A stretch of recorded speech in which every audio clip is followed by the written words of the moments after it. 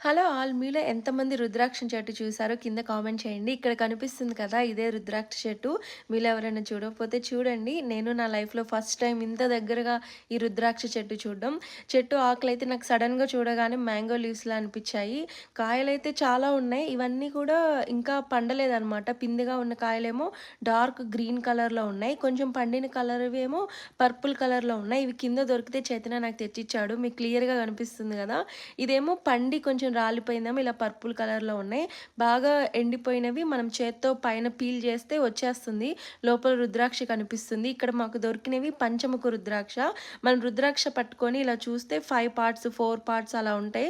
దాన్ని బట్టి ఎన్ని ముఖాలో చెప్పొచ్చు. నిజంగా ఈ రుద్రాక్షలు శివుడి కంటి నుంచి వచ్చిన కన్నీళ్ళ ద్వారా ఏర్పడినయి అంటారు. నిజమో కాదో చెప్పండి. అండ్ నేను వీటి వాటర్‌లో నానబెట్టేసి 1 డే తర్వాత పీల్ చేస్తే ఈజీగా వచ్చేసాయి. నాకు చాలా హ్యాపీగా అనిపిచ్చింది ఇలా